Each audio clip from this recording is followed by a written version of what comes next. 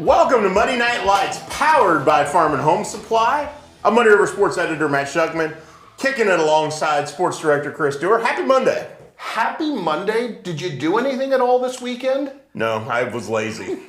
How about you? Same. Did you just sit on the couch all weekend? On Sunday, I barely moved and I took a very long nap. I did as well. I think we both needed that after the weekend. Was a wonderful weekend. It was. It was the Muddy River Sports Pizza Ranch Superfan Shootout, hosted by Quincy Notre Dame at the Pit. I want to thank the Hancock family, the Dennis Chicken Dance's extended family, the basketball superfans for putting on this great event like they have for the last quarter century. And it turned out a wonderful. It's our first year as part of it, as a title sponsor. I've covered it over the years. Yes, you have. But this is the first year we were involved in all the to-dos. And it's different that direction. Yeah. And you did the same thing I did because neither of us really slept Thursday or Friday when we were talking about this is our thing now. We've got to make this good, and will people show? I mean, all the things that go through your head when you're hosting. Yep. And everything went off basically without a hitch. Yeah, it was a great weekend. I mean, other than handing out trophies that people could actually hold on to for MVPs. And we'll get to that in a little bit because that was we have some funny things to talk about there. We do. But yeah, all in all, fantastic weekend of basketball at the Pit. We had a lot of good basketball other places too. We did. We've got a ton to talk about tonight. We've got milestones. We do. We've got teams winning conference championships for the first time in nearly 30 years. Game-winning plays. Yeah, up and down the line. Both Shuck 'em Up and the best highlight wrangled up this week are pretty darn good. Yeah, we caught lightning in a bottle. Yeah, we did. In the highlight department this week, so that was fun. So a lot of great stuff there. We're back in the wrestling mode this week. Yes. And again, weird dynamic with the Illinois setup this year. We had regionals 2 weekends ago. Nothing this weekend. Well, girls regionals, but on the boys' side, they gave a week off, which they don't normally do. Which I'm a threw wrestler, me for a loop. Yeah, if I'm a wrestler, I'm probably not real happy with that. Probably not. No, but it is what it is. So we're actually going to talk some wrestling tonight. We are. Right here on the show. Andrew Griffin, one of the Camp Point Central coaches, is going to join us in hour number 2. Sectional is coming up this week in the Class 1A sectionals at Stanford Olympia. The Central wrestlers, I believe, are sending 8 wrestlers. Man, that's a loaded sectional for all involved. The Quincy Notre Dame wrestlers will be there. The Illini West wrestlers, Macomb. I think those are the only 4 schools in our area to get. Oh, Payson got somebody through. Okay. And I don't think West Hancock did, but I could be wrong there. I don't remember seeing West Hancock name on the list. But yeah, the only other regional I think was Beardstown, and then most of the other titles went elsewhere. Yeah, and then the Quincy High School wrestlers will be headed to Normal Community for the sectional on Saturday. Those are on. They may have those early rounds on Friday night. They do. Generally speaking, they start and then yes. Yeah. So the bulk of it's on Saturday. So we'll talk a little wrestling tonight as well. Excellent. We've got one in studio guest going to join us here in the first hour. Madeline Hamby, senior guard of the Quincy High School girls basketball team, will be hanging out with us here in the CDS Office Technology studio. The Blue Devils had 2 games this week, 1 non-conference game on Tuesday night against Hannibal, which I believe they were going to be celebrating senior night, which she is the only senior on the team. And she will be playing college basketball as well beyond that. And then Thursday night, the Blue Devils go to wrap up a outright Western Big Six Conference championship. They've already guaranteed themselves a share of it. If they beat United Township on Thursday night, it's theirs outright. With that victory, it already is their first Western Big Six Conference title since 1997-98 season. But they want to be selfish. I don't blame them. As they should. Yes, every team should. Yes. You don't want to kiss your sister. No, you really don't. And again, what a great story they've been. What a delightful group of girls. Miss Hamby certainly high on that list, as you're all going to find out here in a few minutes. Yep. So we're going to chat with her. Hour number 2, we're also going to talk to Canton girls basketball coach Danielle Baker. They've had an interesting run here in the second half. They're kind of building some momentum toward the postseason. Districts are a couple weeks away. We'll see what she has to say about her team coming off a 3rd-place finish in last week's La Plata tournament. So they're a very interestingly constructed team with a lot of talent. Not a lot of seniors on that team. It's sort of that middle junior, sophomore group that kind of powers who they are. So we got all that to talk about. We got a bunch of games going on tonight. You know, Yeah, it's a weird Monday. When I was trying to set up guests for the show and trying to find all the topics we were going to talk about, it was like I was going through the schedule and going, oh, they play tonight. Oh, they play tonight. Oh, they play tonight. It was like, wow, especially coming off a big weekend. Usually don't have a lot of Monday games. But here's the deal, Matt, and you know because you've been through this before, we're at the end of the regular season, and a lot of those makeup games, like we had one of the biggest Wednesdays we've had in a long time last week. Yep. I think we're getting some of that tonight. There's some odd and unique pairings the rest of this week going all the way throughout the week. You know, Wednesday's usually a dead day. It's not that this week either. The girls' regular season in Illinois wraps up on Friday. It does. Regionals begin Saturday with those first Those round are kind of the games. play-in games, and then it will get serious next week. Next week, Monday and Tuesday, we'll have regional semifinals. Thursday, and then we actually have a Friday night regional involving one of our area teams. So next week, we have a ton of Illinois girls basketball regional coverage. We're deep into conference play on the Missouri side of things. Clarence Cannon Conference is pretty interesting. It is. We got a big matchup tomorrow night. Monroe City, Palmyra, going head-to-head. And I'll be there, and looking forward to seeing both those games coming up. Yeah, I mean, and sort of some weird results from last week. I think people were probably surprised by how tight and how low-scoring that Centralia Highland game was. True. Moved and finally played at Canton High School We had two different sewer issues at two different schools Bizarre. this week. Just absolutely bizarre. I know when I pulled up to Quincy Notre Dame on late Friday afternoon to get ready for the Superfan Shootout, I went to park, and where I was planning on parking, and Bill Connell and I discussed this, the athletic director at Quincy Notre Dame, and I get there and there's cones everywhere and everything's blocked off, and I'm like, oh, what is going on? So I called Coach Connell and found out 1 o'clock that afternoon they had a sewer backup and complete almost disaster. Yeah. They thought about getting the fire department to come out with its hoses just to get it all off the ground. Sure. They ended up they Best laid plans. They got some help though from a local company to make sure that their sewage was taken care of and their sewer lines were cleaned out and everything worked. And by the time we started the shootout, it was all cleaned up. It was. Across the river, Highland High School had sewer issues as well. No school that day, apparently. It was so bad. Yeah. So, yes. And they originally planned to move their conference games against Centralia to Charles Fieldhouse on the Culver Stockton College campus. But there is no high school three-point line painted on that court. So they moved again, and the good folks at Canton High School said, yep, we'll let you play here.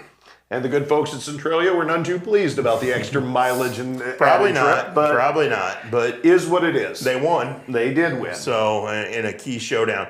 Interesting byproduct of everything that's gone on recently, we do not have a single area team from Northeast Missouri on the boys' side in the Missouri state rankings that were released today. No, we do not. And some of that might be some injury issues with Monroe City at this point. Also, it just hasn't really been a banner year in Northeast Missouri for boys basketball. No, it hasn't. We've seen some interesting games. We've seen some interesting results. But nobody's gone out and said, look, we're the team to beat. No, they haven't. And I don't know that team will emerge at this point. It's pretty late in the game, and nobody's showing real signs of life on that side. So we're 2 weeks away from district play beginning in Missouri. Hard to believe, but crazy, isn't it? Don't overlook Palmyra just yet, though. Agree. There's a team that's starting to put some things together, and Brian Ray tends to gear things towards the postseason. So, tomorrow night's boys game is going to be really interesting between those two teams. And not the only really interesting game Palmyra has this week. No, it's not. Friday night, I goes to Illini West. And I think that's a battle for a boys game. Yeah, I think that's a battle of two teams that are weirdly well matched. Yes, I get. We saw Illini West on Saturday in person, and they were without Grady Blue, who broke his wrist and is out for the season. So they're making some adjustments to their rotation and who handles the ball and those sorts of things. And I thought they did a really nice job of figuring things out, kind of on the fly, because of his injury. That seems to be a Blaze Kimmel hallmark in his early career is, whatever ingredients you deal him, whatever you take away, he seems to be very good at finding the right mix on the back end of that through whatever adversity comes along. So, again, a lot to look forward to. This is the final week of the regular season for the Illinois girls. Next week is the final week of the regular season for the Illinois boys and the Missouri teams, because then regionals and districts begin.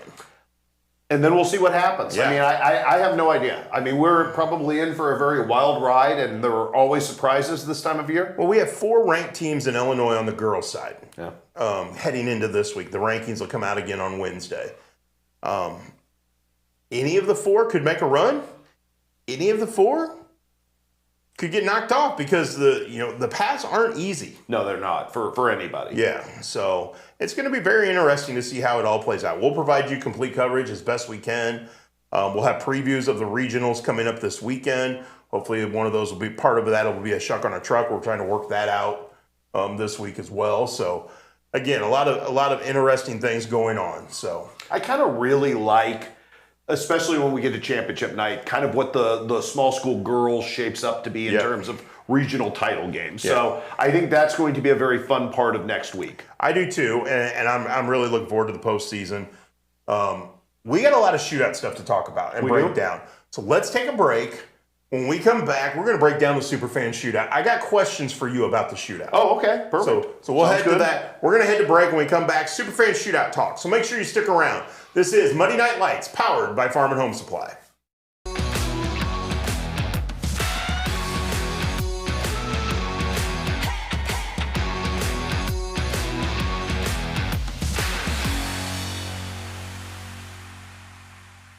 Since 1985, Hess Auto Agency has been your trusted source for pre-owned vehicles in the tri-state area. Families have experienced the Hess difference for generations and know they'll get the best vehicle buying experience in our region. With an ever-changing inventory, you'll find the right car at the right price. So when you want the best, don't guess. Choose Hess. Hess Auto Agency, 1124 North 24th in Quincy. Top 5 reasons you should choose Blessing Raymond College. small classes, peer tutoring, and lots of personal attention. Financial aid opportunities, including grants, scholarship, and loan forgiveness. Successful outcomes from pass rates to job placement. Hands-on learning, clinical experience at multiple sites, and no wait list. The Simulation Center. Master clinical skills in this state-of-the-art facility. Be ready for anything. What are you waiting for? Enroll with Blessing Raymond College today. Kitchen and Bath Gallery of Quincy. Trained craftsmen and expert contractors with friendly professional service.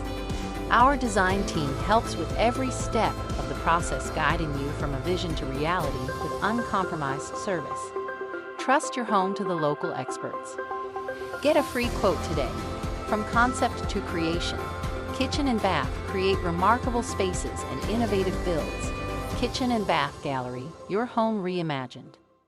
Are you as excited as we are that football season is back? Then you need to make Jersey's your one-stop destination for mouth-watering burgers, ice-cold beer, and all your local sporting events. So gather your crew and speed over to one of Jersey's 2 locations, 109 East Jefferson and Camp Point, or 115 East Main Street, Mount Sterling. Jersey's Bar and Grill, your hometown sports bar. We love beer! Welcome back to Muddy Night Lights, live from the CDS Office Technology Studios in downtown Quincy.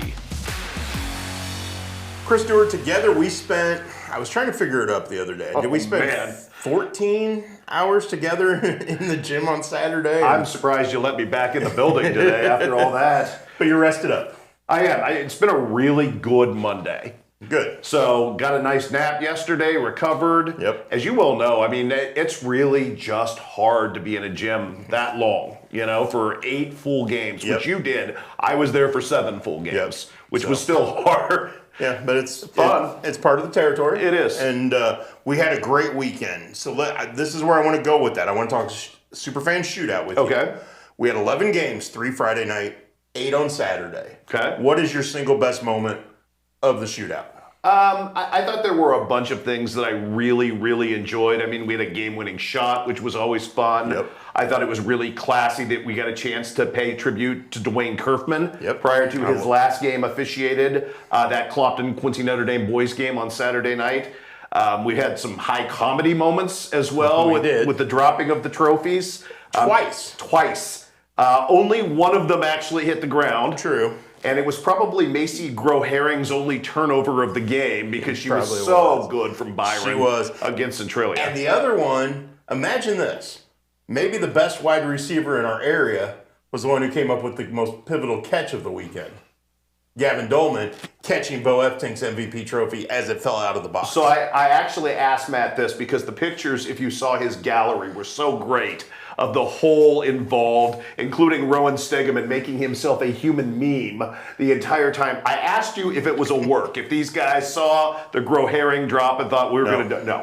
No, not at all. And especially if you look beyond like one or two faces. Yeah. If you look to the other faces, you can see the actual surprise on the faces. Well, like Bo Efting, TJ Togarepi kind of gave that away with the white, and he just turned ghastly white. Well, if you look back, and I got a photo of them kind of photo bombing when Bo was posing for his MVP photo, and then he turned to his team, and as he's walking toward them is when the MVP trophy fell out of the box.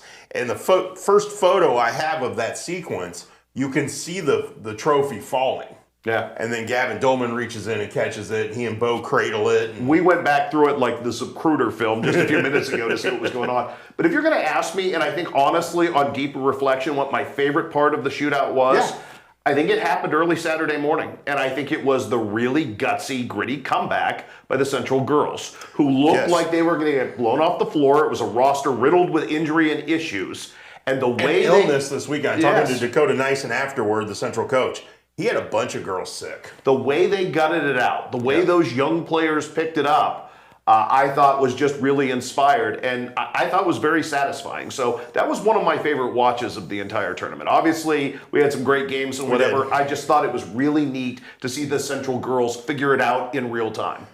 For all that she did on the floor for that team and the way she played with a maturity, I think Allie Stevens, who's a freshman on that Camp Point Central team, was scared to death to sit on the tailgate and talk to me afterwards. But you said she was really good. She was good. She was great. But I think at first it was like, oh my Lord. Yes. I've got to sit here and do this. Yeah. And I think there was some trepidation there. And then she settled down. And it was like once she started talking, she forgot about it kind of, and it was, Maya Shutwell, another freshman, the Illini West guard, super well, was incredibly talkative when we did Shuck on a Truck. So credit to all of those kids for taking the time to do that after their games. And we have a guest coming up here later this hour who's been on Shuck on a Truck. Yes.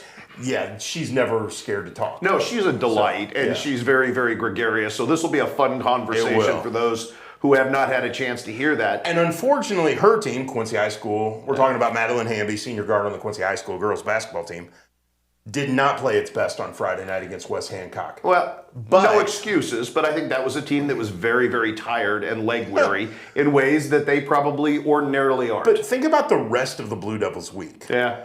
Beat state-ranked Quincy Notre Dame in the Crosstown Showdown. Beat Galesburg, number 2 in the state in Class 3A, which almost secured a Western Big Six title. Then go on the road Saturday morning to Sterling, the longest road trip in the Western Big Six. Smacked Sterling around and guaranteed themselves their first conference title in nearly 30 years. Well, I think if you gave them the choice of, hey, you're going to go 3-1 against this schedule, which one would you most be comfortable losing? Yeah. That was probably the game that probably bothered them the least. And Brad Dance, hearing that you say comfortable losing, he's probably going to go out. He's going to come out, but he's a Laker fan, so we're not going to pay any attention to that. But yeah, I mean, I think what a great week for Quincy High, all things considered, and take nothing away from Grace Grotehouse and the way West Hancock played and finished, because that was, those two teams gave us a spectacular overtime game, one on a last-second shot to open the Superfan shootout. You can't ask for much more than that. And a fantastic crowd for a 5 p.m. game on Friday. I've been doing this 25 years, best Friday crowds I've ever seen. I think that's a credit to the fact that there was a really good schedule, but the fact that people were really interested. Yeah. And I think as sad as it was that we lost the Quincy shootout, I think there were a lot of people based on that crowd who wanted to see shootout action, who didn't get their fix that week, unfortunately, because of the weather, finally got some shootout action. They got their fix this weekend. They did. Which was great. We saw 2 undefeated teams go down. Back to back. Yeah, and one, the Quincy Notre Dame boys losing by 40 to Jefferson City Elias. I thought there was a chance Notre Dame lost that game. Just based on Elias' schedule, their size, their physicality. I thought that's a team Notre Dame may struggle to beat. How many times? I didn't think by 40. How many times did you get asked the same question I got? How is that team 10-9? And then you have to explain to everybody they're a football power, and at the beginning of the season they're all banged up, and they don't get any relief in their schedule. Yep. So that's why they were 10-9. But they are legitimately good and probably the most physical team we've seen this year. They're without a doubt. Alex Wood is a physical specimen. He could play tight end for me tomorrow. And he's going to Illinois State University, just the national runner-up. What a steal for them. Yeah. So, I mean, and he showed it. He did. He was physical. The Hillman kid, Kevin Hillman's nephew, was really good for them. I mean, they were out of the gate. They just took control. Yeah, a lot of local ties because of all those Northeast Missouri guys to our area from that team. So it was kind of fun to see that all shake down, and a lot of familiar faces in the crowd for that. So it just wasn't fun if you're a Quincy Notre Dame fan, because that was probably as ugly as we will see them play all year. But I will also say then on Saturday we had another ranked matchup that I thought lived up to the billing, and I thought West Hancock boys in their victory over Jacksonville route played really well. We finally had sort of a Cooper Knowles game. Yeah. Because a lot of this has been, he's, offensively been, he handles all of the shot blocking and whatever. And there's been a lot of Hunter Froman of late, deservedly so. But it was nice to see Cooper get his moment playing against a legit 6'7" kid in Adam Abel, who I thought he dominated. I did too. And really did. It wasn't a dunk game for him. It was a game where he showed off his midi. And showed how effective he can be doing that. The thing I think people need to realize when you look at Cooper Knowles, he's 6'10". He's got arms that probably would stretch across this room. Yeah. And so a lot of people think, that's why he's getting every rebound. That's why he's scoring all these points. His athleticism is much better than anyone around here that we've seen in a long time at 6'10". At that size, yes, I would agree with you. I mean, his bounce, he's a pogo stick. He really is. The second jump is phenomenal, which, you're looking for. The ability to block shots, we've talked about, over 400 in his career, phenomenal. I think they get a lot of help, and I think the fact that, Jordan Crowley's playing so good right now, and the fact that, Braden Hurt has played very good. They're getting other guys involved, and, you and I had that conversation with Jordan's mom. I mean, he's kind of taken it to another level. He has, and they need that. Well, and you saw it particularly the other night when they go to Brown County and beat a good Brown County team, and he had 17 points, and he was in the corner, and he was feeling it. And I think if West Hancock plays with that kind of confidence, they're probably the hottest boys team in our area right now. They've played better in the last 2 weeks than we've seen them at any point. They're peaking at the right time. Well, think about this. Brown County, you bring up Brown County. They lose to a West Hancock team that's one of the better teams in our area in Class 2A. I believe it's number 8 in the Nesto Hoops state rankings as of this morning. Then they turn around and have to play a state-ranked Mexico team. Who is really good. Really good. Mexico number 7 in Class 4 in Missouri, and gave them everything they had right down to the final minute. Don't sell yourself short on this Brown County team and its possibilities of making a postseason run. No, I think we're all just waiting. I mean, it's been a maturity process. They play a lot of sophomores, and they're not sophomores technically anymore because they've got some miles on them, and they're figuring it out. But you can see the architecture of how good they can be, at any given moment. They're just not consistent yet. Yeah, you're right.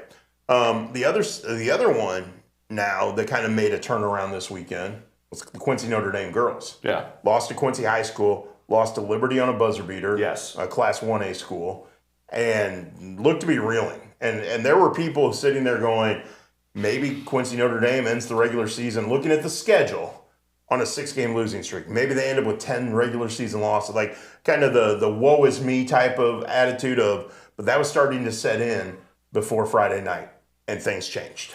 Marie Eversman, Ellie Bozarth, Leah Turwell, those are the players that are kind of helping to push the margins. Without a doubt. And you called this to your credit very early on about Marie and what she can do, and we saw that in full repose Saturday night against Brown County. Man, was she good. I remember her freshman year, and it was at the Rumble on the River, tight game, and she hit a baseline jumper that was one of the more pivotal shots. Yeah. And right then it was like, she's a player. Yeah. Like in my head, I'm like, she's a factor regardless if she's in the starting lineup or coming off the bench. And Saturday night, we saw how much of a factor she was. 19 points?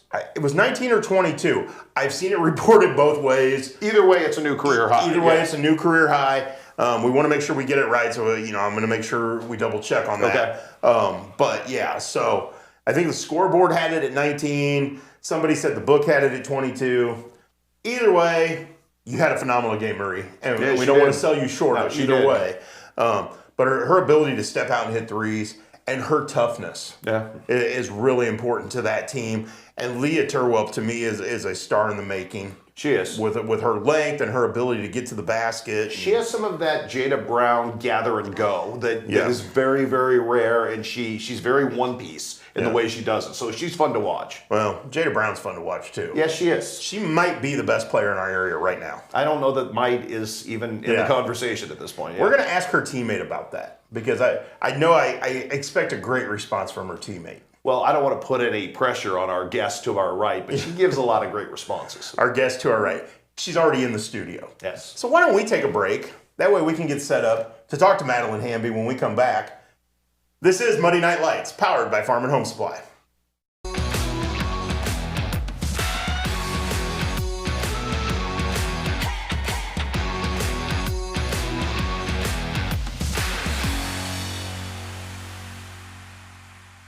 Apparently, nowadays, every great store needs a catchy jingle.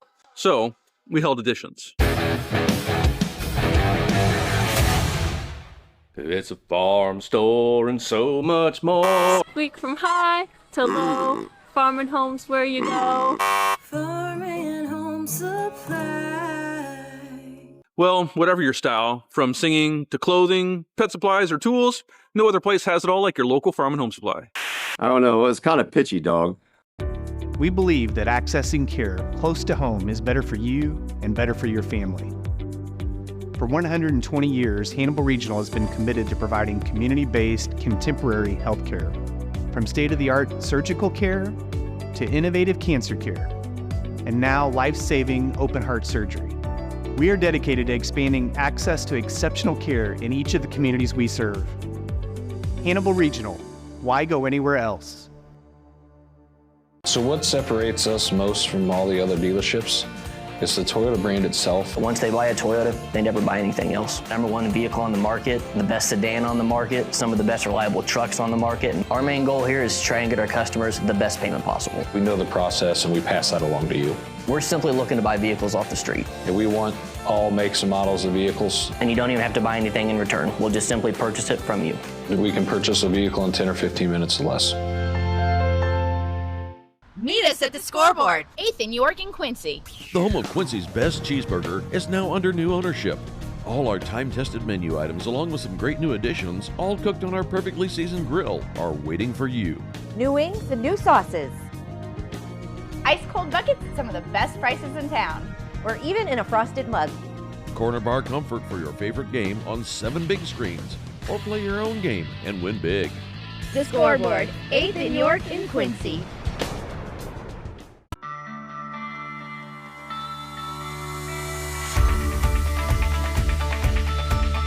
Area Distributors is a provider of products and services in the restaurant environment, the school environment, the factory environment, the office environment, and in the healthcare settings. That's the value of Area Distributors, is that we help our customers out by providing them more product as one distributor. I can tell you, if you call us and have a need, you're going to get timely response. It's all about passion.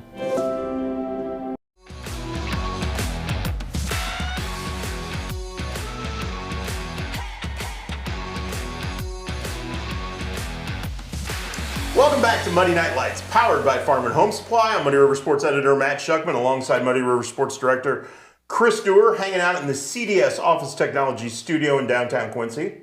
Where things are warming up nicely.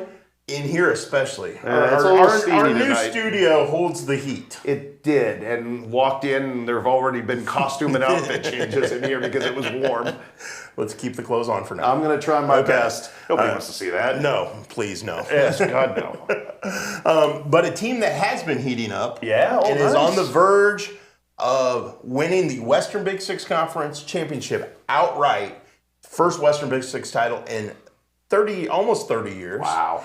And the player we're about to talk to Her mom was a sophomore on that varsity team the last time Quincy won a Western Big Six title. And that's senior guard Madeline Hamby. Thanks for joining us. Thank you for having me. Okay, your mom, almost 30 years ago, was on that team. Has she mentioned that since you won it, or she brought that up to you? Yeah, because when it was posted that, it was like 2006 or whatever it was. Yeah. She was like, oh, I didn't know they won it like after me. And she said like the last time we won it like was my year, so it'd be cool if got it while I was here too. Yeah, Don O'Brien jumped the gun on that, by the way. He posted it. Now, but Coach Dance, in everybody's defense, shot me a picture earlier today of the banner that hangs in the QHS gym, and it says 0607. It has another year on there too, and I'm going, no, I've got the standings from that year from 07, and I posted those so people would understand. I wasn't trying to like be a jerk to Don and say, hey, you're wrong. But wanted everything to be correct, and so it has been almost 30 years. How special is that to you guys that you're finally bringing a Big Six title home? I mean, it's really amazing because last year and the year before, like we were even close, and this year after losing to Galesburg, we knew that we had to win those important games, and we had a really big week this past week, and we knew the games that we needed to win, and we came out and did really well in those games, like Sterling, the other Galesburg game, all those games, Moline, like we came out with the energy and like the want to win, and that's really what got us to that point. What's been the biggest change, Madeline, in who you guys are? And I say that to you as the senior on the team with a lot of young, really talented girls around you. How much do you feel the need as well to kind of amplify leadership just based on the fact that you are in that unique role? Yeah, I think like we've noticed our best games are when we cheer for each other. We go help each other up, and we it's just so, we make the gym loud. We talk on defense. Our defense has been our best games. Our defense is our best games. So it's like, I think bringing that and bringing everybody together and just keeping a close group, I think that's what's really been the key to our big wins. Beating Galesburg last Thursday night, how big a deal was that just for you guys mentally, confidence-wise, and all those things? Oh, it was so fun. We were over the roof. It was so exciting, and to come back too and actually take care of what we needed to fix and work on that, and then actually change that, bring the energy we talked about. We were getting hyped before that game, most hype we've ever gotten, and all that too. Well, you guys had a chance to win up there, and it ended up going double overtime. So you knew, didn't you? You had an inkling going in, hey, if we play our game, we can win this. Yeah, if we stayed out of foul trouble, that was our biggest thing. Yeah. We kept telling each other we cannot foul. If we fouled that game, I don't know if it would have been the same, but that was the key to when we were at Galesburg, is we went into double overtime and we had 3 of our starters sitting the whole time. That's right. So, I mean, that too. Last week was a lot. I mean, that was 4 red letter games, no break in there. What did you do on Sunday? Were you just exhausted at the back end of all of this? I did have to work Sunday, but after that, I came home and I rested, and I'm still tired today. I woke up this morning, I was cramping, still sore. I got a text from Coach Dance on Saturday and just at conference champs, because you had guaranteed yourself a tie for the conference title. What was that bus ride home? That's a long bus ride from Sterling. Did everybody, because it was a long week, go, oh, we're just going to rest on the bus ride home, or was there some life to it? I mean, we talked a lot. We went to Chick-fil-A in Moline, of course, so we talked a lot on the way there, and we were excited. We were talking about t-shirts and whatnot, and then the bus driver turned on Despicable Me, so we kind of rested. The sun went down. It was kind of a vibe, actually. We were just watching Despicable Me, and yeah, it wasn't too late, but it felt late, and we were all tired, so I can imagine. It really felt late. Senior night this week, what does that mean to you? Can you believe that this thing is nearly over? No, I can't.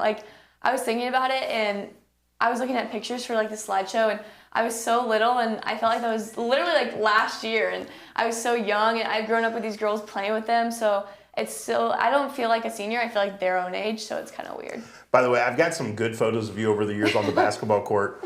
The peekaboo photo from volleyball is still my favorite. Yes, mine too, honestly. Conference champs in volleyball, conference champs in basketball. I don't know if that's ever happened. I'd have to go back and look. I don't know what the 98, 97 volleyball team did. They won so many conference titles, they probably did. But you're in rare form that you're on both of those teams. What's this like for you? I mean, it's really exciting because I felt like last year, the school itself, it was all football or boys basketball. And so this year it's volleyball, girls basketball. I mean, those sports are also doing well, but we get to kind of shine too. And we're winning 2 conferences. That's going on a banner. Like our year is going to be on that, and in years to come, if I ever come back to school and I see that on the banner, like that's cool to look back at too. You have already set yourself up really nicely for the future. You had a choice, obviously, between volleyball and basketball. You chose basketball at Monmouth. What's the end game for you? Why did you like Monmouth, and why basketball over volleyball in your mind? Was that just the favorite? Yeah, I mean, I've always wanted to play basketball in college, so I think that just like, that was always my choice. I kind of never really thought about playing volleyball in college, but Monmouth, I absolutely loved it there. I mean, I was looking at Chicago area schools, and I thought I wanted to go to a big city, but like once I went to Monmouth, I immediately loved it. I cried. I knew I was going to go there. Like, it's a great school, and I'm so excited. It's a great facility too. It is. That's Yes. a great gym. Yes. And I think great it's a campus. And I think it's a shooter's gym. Hope so. Okay. Mom played college basketball at Quincy University. Mm-hmm. Who's the better shooter? You or Mom? If you ask her, she'll say her. Well, of course. Or she'll challenge me to like a free throw or pig game or something. But I don't know. I feel like she does make a lot for someone who's like rusty, I feel like, honestly. So last year, our friends across the street at 8 Open launched the Madeline Hamby Burger. That's right. Hamby Burger, which I love that. Yes. I saw a picture of you trying it. What were your thoughts on the Hamby Burger? And have you ever had any item of food named after you before? I have not. It was really funny, and me and my friends were joking about it a lot. But I mean, everything at 8 Open's good, so of course I loved it. Touche. My favorite place, so. He's got a pizza named after him at Atlas Slice. Oh, wow. So. I'm still not as good as the Hamby Burger. No, you're absolutely right about nothing's that. gonna top You're that. absolutely right about that. Obviously, postseason's next week. You guys have a draw where you have to go to Edwardsville and play Edwardsville at its home gym, even though you're the higher seeded team. They're the regional host. That's just how it works. And then potentially play Alton in a regional championship game. What has you confident that you guys can go down there and win?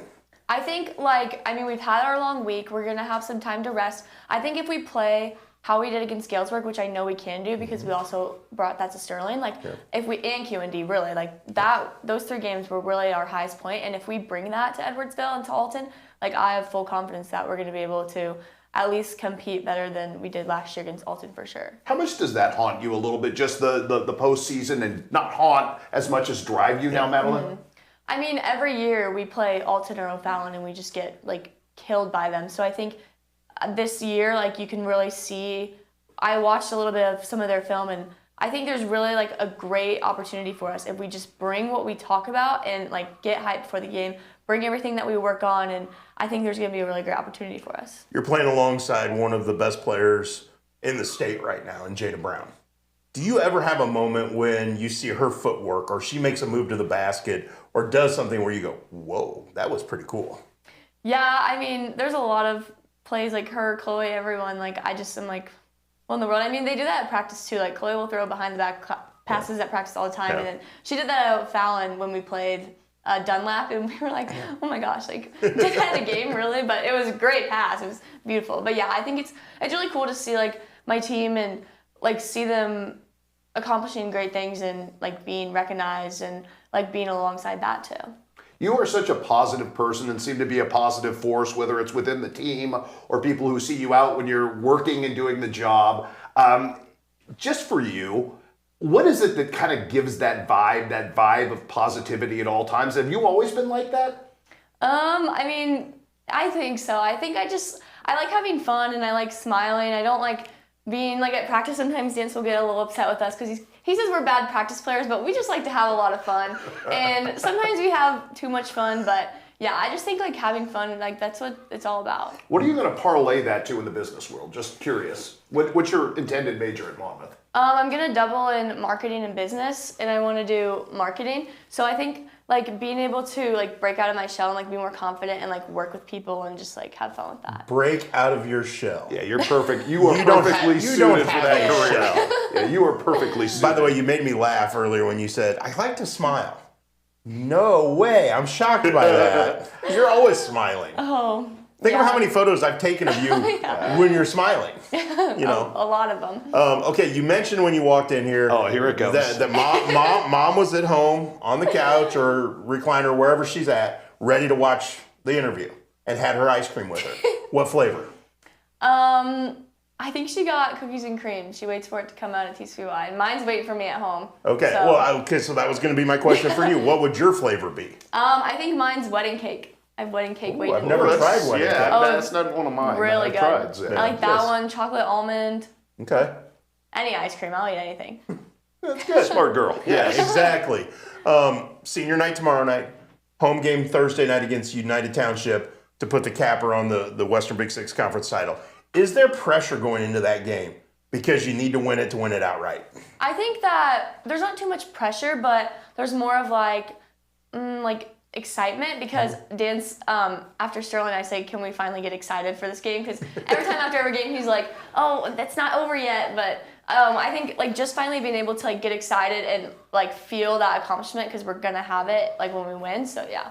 Is there a chance he actually smiles Thursday night? Maybe. Him and Bergman might actually cheer, get excited. Bergman almost took me out with his elbow the other day during the Galesburg game. You don't want any part of that. That's a bony elbow coming your direction. But it's been a fun year. Fun school year with the volleyball success, fun basketball season, which isn't over yet. I see on the smile right now that you're going, yes, let's keep winning. Is that everybody's vibe? Let's keep going.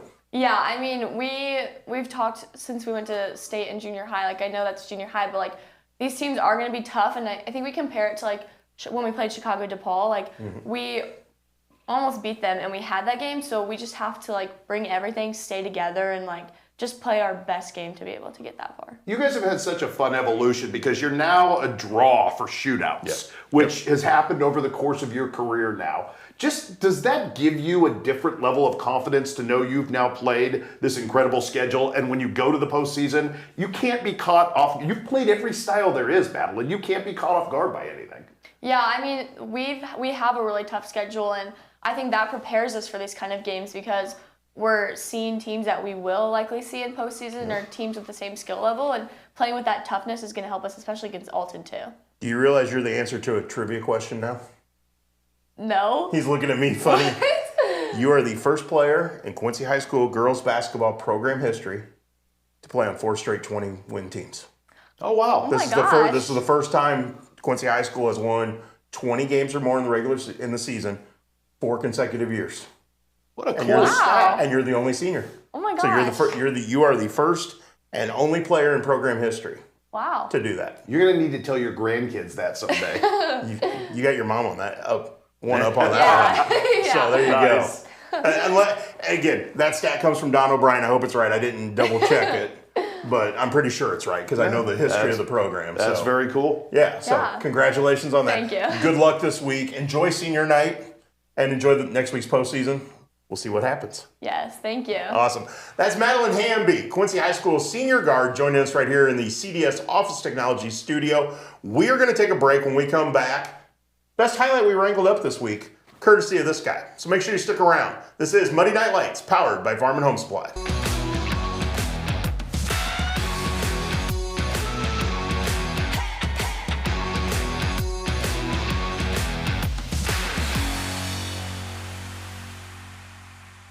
When you trust your healthcare needs to MDH, you'll receive the highest quality, compassionate care from our nationally accredited medical departments and award-winning staff.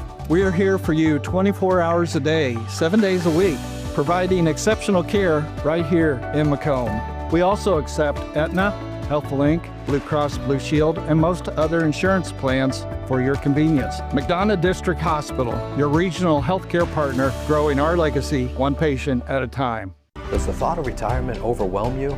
You are not alone. For over 25 years, Benson Financial Group has helped people just like you craft a plan to retire with purpose.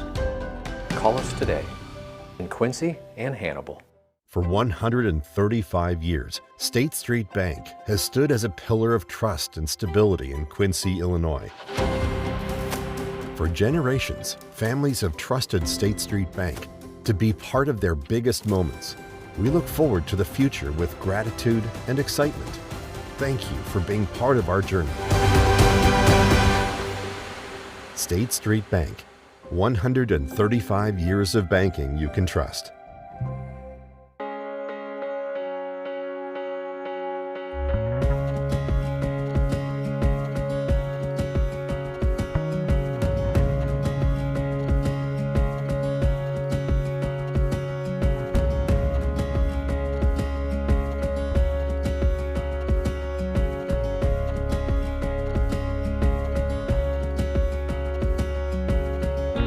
Lehman's, your neighborhood market. Kitchen and Bath Gallery of Quincy. Trained craftsmen and expert contractors with friendly professional service. Our design team helps with every step of the process, guiding you from a vision to reality with uncompromised service. Trust your home to the local experts. Get a free quote today. From concept to creation, Kitchen and Bath create remarkable spaces and innovative builds. Kitchen and Bath Gallery, your home reimagined. Not sure you're ready for retirement? With over 25 years of experience, the team at Benson Financial Group will meet you right where you are and craft a plan that's right for you. Call us today in Quincy and Hannibal. Welcome back to Muddy Night Lights, live from the CDS Office Technology Studios in downtown Quincy. Chris Stewart, when we've had a week like we just had with so many great games, so many great finishes, do you ever just sit back at the end of the week and go, man, I got lucky this week because I was in the right spot at the right time to shoot the right highlight? Yeah, I do. Because in my mind, there's always the battle of what did we get good this week? And some weeks you just go barren. Yeah. Through nobody's fault of, we're there, right. But nothing happens. Well, and on top of that, sometimes you just got to be in the right place. Yes. And I've had that conversation with people when I'm shooting photos. Exactly. For example, we talked about the Bo F. Tink, and the trophy drop and Gavin Dolman catching it and the Rowan Stegeman hands on the head. It's my favorite thing all year. But if I'm not positioned where I was, I don't get that. No, you don't. If I'm, 20 steps to my right and I'm shooting either straight on or at a different angle, I just had the right angle for it all to unfold. I just got lucky. Yeah, well, people will see, like, at the end of a game, I will have shot a game for continuity's sake from one end, and then if there's a chance to win, I'll move to the other end of the floor for that last shot. Right. That happened twice this week, and twice it actually paid off. Yeah, and a couple of incredible shots, one of which is the best highlight we wrangled up this week. It is, and it comes courtesy of our friend Claire Obert, who was under the weather and didn't even want to do an interview afterwards, which is rare for Claire. Yeah. Because she's like Madeline Hamby, a She's very extremely delightful, nice. Yes. loquacious young lady. Yep. But her throat was bugging her. Okay. But apparently not bugging her enough to stop her from hitting the biggest shot of her life to date. The throat didn't impact the hands, the feet, or the shot. I've watched that shot over and over again. And I thought for sure she was going to kick the ball back out on the back end of that for a wide open three by Miss Chandler John. But instead, I was told, Paul Fessler told me, the play was called for Claire Obert to go to the rim, and they were going to try to make something happen off action, hoping to get fouled. I was going to say, I'm imagining that play was set up to either her make a bucket or her get fouled. Claire Obert had better ideas than getting fouled. She made the bucket. The best highlight we wrangled up this week, courtesy of our friends at Little Jess Motor Company.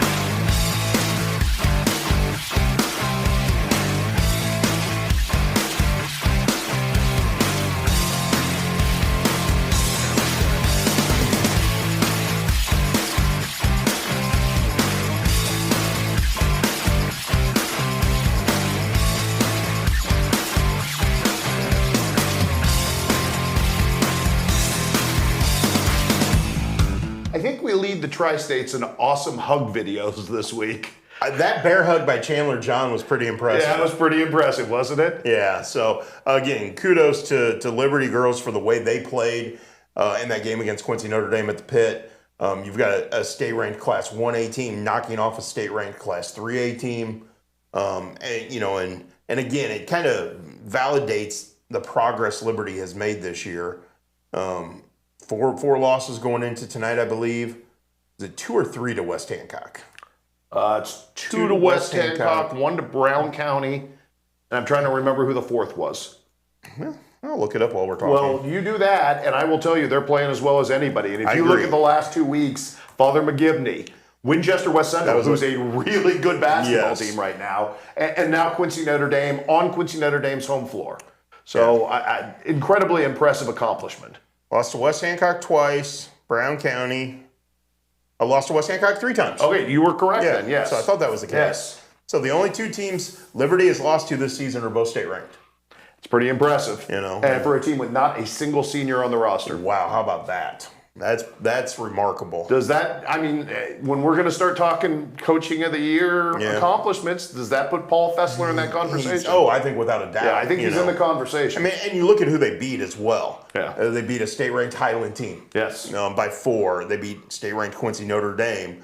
They've handled their business. They beat Havana. They beat Macomb. So they beat some really good teams. Beat Winchester West Central, which has been on a roll. Yes, which has been, and it's another 20-win team. So, I mean, there's a collection of 20-win teams they've beaten. So Father McGivney was another 20-win team.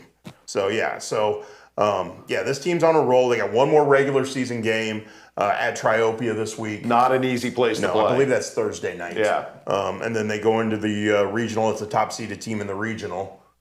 So that'll be interesting to see how that plays out. I mean, you and I talked, hot teams this time of year are usually good plays. Yep. You know, Liberty's starting to fit that bill. The South Shelby girls are kind of starting to fit that bill. Obviously, both West Hancocks right now. Kind of look at where the heat is. Quincy High School girls right now. Yeah, again, and I know we start looking at the postseason brackets, and we try to determine where we're going to send our people for coverage purposes. And you know, it's like, okay, how far do you have to travel for certain games, and who's playing well, you know, and who deserves our attention, and you know, we try to get to as many places as we can, but we also have a limited number of bodies. Right. It becomes a meritocracy this time of year. So we start trying to figure that out, and you start looking at it, and just on the Illinois side, on the girls' side specifically, I mean, we got 5 teams that deserve our attention wholeheartedly. And I would say relative to every other avenue of basketball, Illinois girls basketball might be our best shot or where we have the most bullets right now. I would agree. Yeah. So we'll see what happens as the postseason gets underway. Again, regionals begin Saturday with those opening round games. Most of the semifinals are Monday or Tuesday, most on Monday. Yes. And then the regional championship games are set up for next Thursday. Aside from Quincy High School, which should it advance, would play the regional championship on Friday. Yeah. So, and that Quincy High School goes to Edwardsville for those. So, having one less game on Thursday night with them playing on Friday helps us out because it allows us to get to all the places we want to. And, you know, obviously, I think if you're looking we'll get there, and we'll get to their game on Friday night, so I don't want to make it sound like we're not going there. Right. We will be there. The regional path is hardest for Quincy High without, but I don't think it's beyond the shadow of a doubt that all 5 of those teams could win. I agree. And, you know, and we didn't put Winchester West Central in that mix, but they could very well be in that mix. They're going to have a tough time. That Triopia Winchester West Central potential championship game, which I think would take place in Bluffs, obviously, with no Winchester gym probably ever again in the mix. At the rate we're going, that's a really interesting regional title game. And I know there's a lot to be decided with that gym and the future and everything. Does the Winchester Invitational continue and just go to Bluffs for posterity, or have we seen the end of the Winchester Invitational? Got a chance to talk to Grant DeWitt a little bit because he was officiating at the Superfan Shootout on Friday night, and I think they're already looking at gyms and ways. Now, how you pay for that in this day and age? I don't know. I don't know, but the gyms that they've been to and gyms they've been in, I think the hammer has hit the nail here, and it's time for something. So. Who knows how this plays out? My guess is in the near future. I don't know what that is. 2 years, 5 years, 10 years. I don't know. I think they'll have a new gym. I think they'll have a new school if they can make that happen. Yeah, I think the community will rally behind it. I think they'll figure out a way. How do you fund it and all those things? That takes time to get all the T's crossed, the I's dotted, and get all your P's and Q's in place. It takes a while. It does. It's not, here's $3 million, let's go build a new school tomorrow. You just don't do that. No. But I have a feeling they will have a new gym that they will call their home gym eventually. Well, and I think with 100 years of history, I find it very hard to believe that they would let the Winchester Invitational die in any way, shape, or form. So I think we'll have a version of it, just may not look like the last 100 of them. True. So. But then again, times are always changing. So we all love the old historic gyms. We do. We love the ambiance and the tradition and all those things. And it won't be the same. It won't. But it can still carry on. It can, and that's part of the change that comes. And sometimes these gyms have, a really nice gym rebuild. You don't lose as much as you think. So. True. Again, regionals begin next week, which means the Highlight Wrangler will be on the road trying to drum up the best highlights possible. I like all of these regional draws, at least as we start into the girls thing. I mean, you and I were talking earlier tonight. These are fun places to visit and watch games. Yeah, and not just the regionals, but the sectional complexes as well. You're right. Going a couple of our favorite gyms there. Yeah, exactly. And again, a couple, as we look at it, you're going to get a chance to visit the Bowl in Jacksonville. I am. This Saturday night. Quincy High School plays there. The boys do. Yes. But a couple of other bowls. Yeah. Bushnell Prairie City is the host of a sectional. Yes. Lewistown's the host of a regional. One of my very favorite gyms to shoot and be in, yes. Yeah. So I've got, and I don't know if I have it saved or not, I have a great photo of Liberty boys winning in the sectional there. Yeah. And the sideline photo with guys jumping up and down. And that was a Greg Altnick's coach team. Yes, it was. And, the great thing, because you have, over the years when you went into photography, you've developed the eye. And that ability to stand and shoot down onto the action changes everything. It does. And again, everybody does it different. Where you position yourself, how you shoot, the angle you shoot. And again, like we said earlier, a lot of times it's getting lucky. Yeah. You're in the right spot at the right time. I had that happen a few years ago with a Quincy High School football game. Rico Clay made a huge hit against West Chicago in the opening round playoff game. I remember that hit. And I just happened to be, I was in the end zone at the time. So the defense was coming at me. And so my photo is faces so I got the reaction shot. Yeah. If I'm in a different spot on that field at that moment, I don't get that shot. No. And I've missed others because I haven't been in the right spot. Exactly. And you can't win, but when you do, it's the best feeling in the world. It is. Hey, we got more basketball to talk about. Okay. We're going to go to the other side of the river and talk girls basketball with Canton coach Danielle Baker. Sounds great. On the flip side of this break. Excellent. So let's do that. Let's take a break right here on Monday Night Lights, powered by Farm and Home Supply.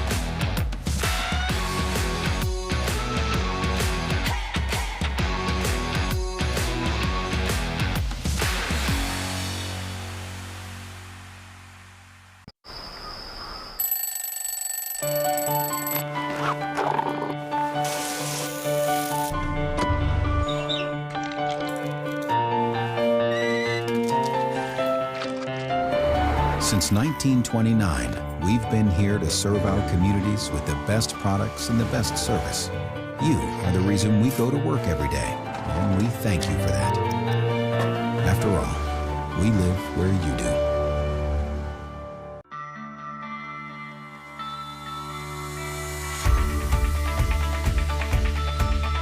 Area Distributors is a provider of products and services in the restaurant environment, the school environment, the factory environment, the office environment, and in the healthcare settings. That's the value of Area Distributors, is that we help our customers out by providing them more product as one distributor. I can tell you, if you call us and have a need, you're going to get timely response. It's all about passion.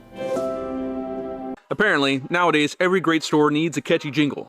So, we held editions. It's a farm store and so much more. Week from high to low, farm and home's where you go. Farm and home supply. Well, whatever your style, from singing to clothing, pet supplies, or tools, no other place has it all like your local Farm and Home Supply. I don't know, it was kind of pitchy, dog. Since 1985, Hess Auto Agency has been your trusted source for pre-owned vehicles in the tri-state area. Families have experienced the Hess difference for generations and know they'll get the best vehicle buying experience in our region. With an ever-changing inventory, you'll find the right car at the right price. So when you want the best, don't guess.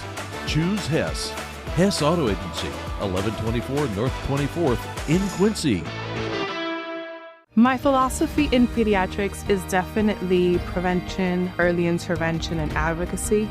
Being an advocate for my patients is one of the main reasons why I got into pediatrics in the first place. I like working close with families and being able to empower moms, especially first-time moms, or empower any caregiver. MDH Peds gives that family-centered care. My name is Leilani Segura, and I am a pediatrician at McDonough Districts Hospital.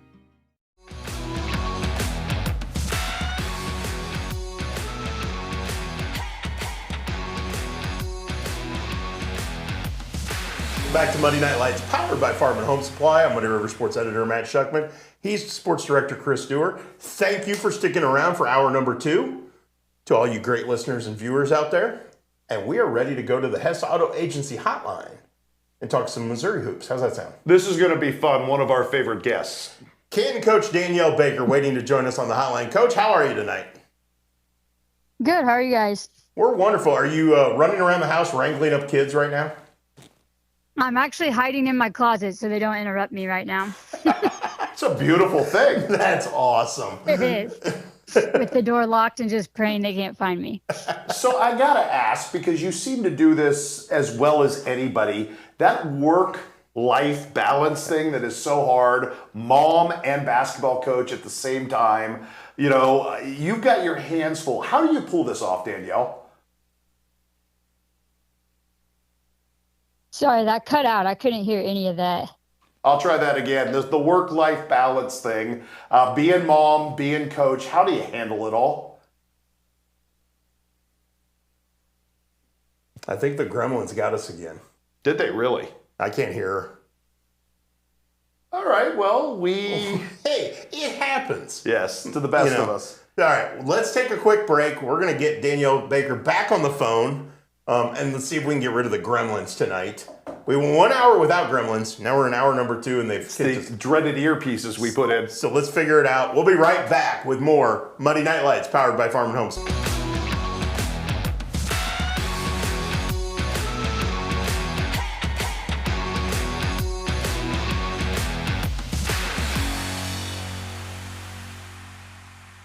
So what separates us most from all the other dealerships?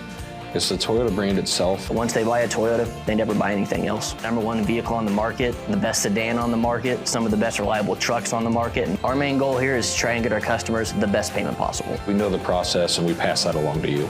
We're simply looking to buy vehicles off the street. And we want all makes and models of vehicles. And you don't even have to buy anything in return. We'll just simply purchase it from you.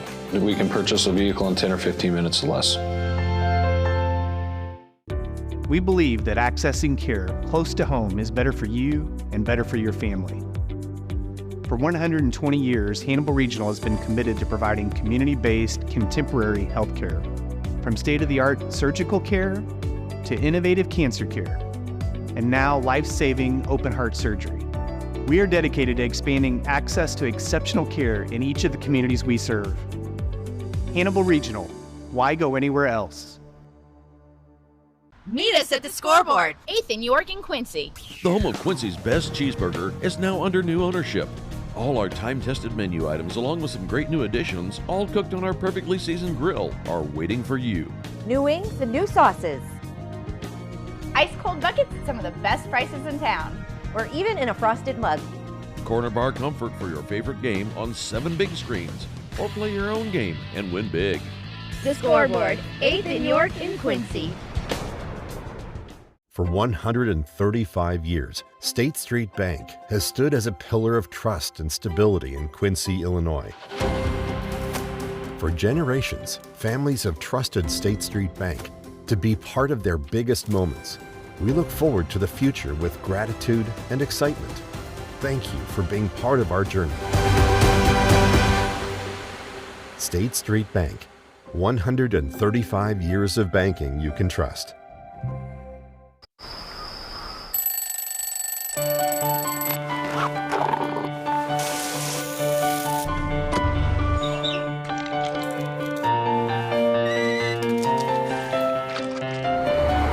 Since 1929, we've been here to serve our communities with the best products and the best service. You are the reason we go to work every day, and we thank you for that. After all, we live where you do. Welcome back to Muddy Night Lights, live from the CDS Office Technology Studios in downtown Quincy. Okay, I think we flushed the system of all the gremlins, and we can get back to our interview, right, Danielle? Yep, can't wait. Danielle Baker can hear us. Isn't it a wonderful thing? That's probably an improvement. I can hear you. Excellent. All right, so I was going to ask you, Danielle. You know, you're playing mom. You're also coaching. You've got all of these irons in the fire all at once. How do you pull off this wonderful work-life balance? You know, there's a reason that we live home now. It's just you can't do it without your family and without a good support system, really. And one hell of a babysitter that has a lot of patience. So you have to have that in your pocket, and then you just have to have a lot of sisters, I guess, that are willing to take them. And my parents and my husband's parents are great, so they kind of just all chip in and help out. Because we also have older kids. Last year we had 3 playing high school basketball. This year we only have 1 playing. One's not playing due to injury, so she's just on our bench helping out. And then and then we have a sophomore playing high school basketball too. So we kind of just got to be everywhere at one time. Do you forget about mom duties during the game? I try to, yeah. I always keep my phone with me just in case, and I always be sure to check it just in case, God forbid, something would happen. But so I just want to be close to my phone, but we usually don't take them to away games. So I can turn it off, but I do, check on them throughout, like during the quarters and half times, of course. For a team that's relatively junior, sophomore based, you've done really well. 16-7, I think, was the last record that I saw for you guys. What's been the key with this group, Danielle? And they seem to play off each other well.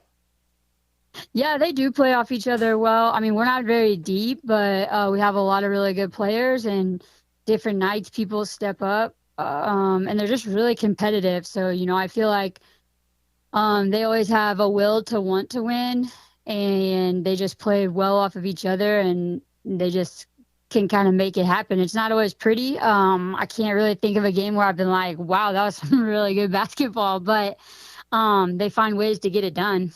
So kudos to them. Is there anything that has you really excited or confident going into the postseason, since we're only about 2 weeks away now from districts? Oh, we haven't lost to a district opponent yet, and we've seen, because we got in the Tri-Rivers tournament this season, we've gotten to see a lot more than we usually do. So I feel really good about going into that tournament, and I definitely feel like in the district, I mean, if we play good basketball and we play like how we've been playing, we can definitely win another district this year.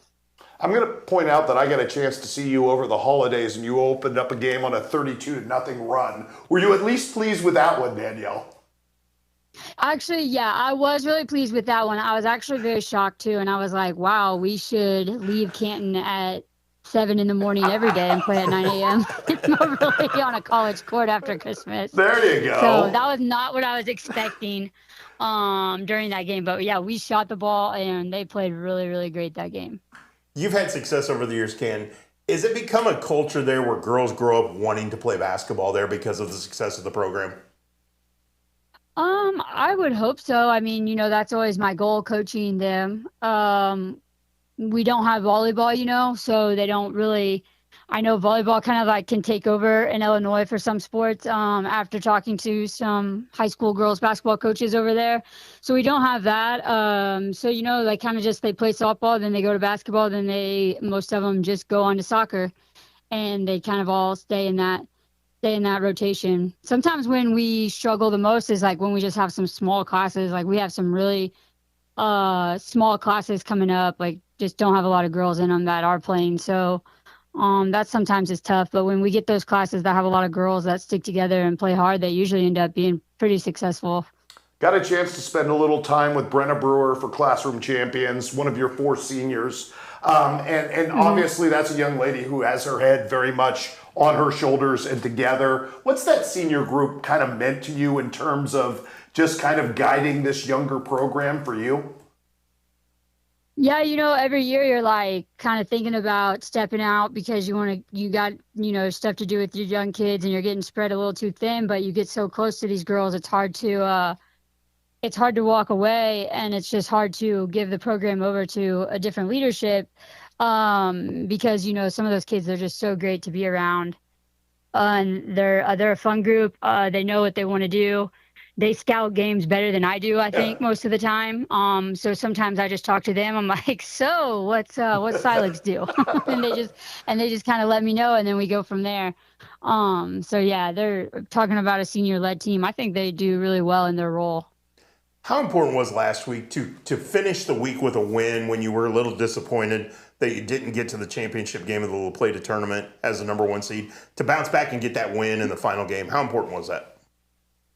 I think that was so important because we had, not to make excuses, but we had a lot of things going against us last week that I didn't even know if we should make the drive out to La Plata. But the girls just found a way to tough it out. I had girls coming from interviews from Kansas City for like scholarships, and they had some big tests, and they take their grades really serious, which is great. And that just shows on the floor too. But they were just under a lot of stress last week, and to be able to balance all the things that they had to do at school and then to come out and play basketball, because that's not an easy drive to La Plata on a bus. So to come out and then get a win, I know we lost to La Plata, but really, they're not in our district. It just kind of sucked that we couldn't play for first place again, but we got to see Scotland County again for the 3rd time. And to beat a team 3 times is always a good feeling. It's not easy to do. I know you still have some work to do in the regular season, but break this district down for me. Because obviously I think people think you've got a heck of a chance. What are the pitfalls? Kind of how do you approach it moving forward?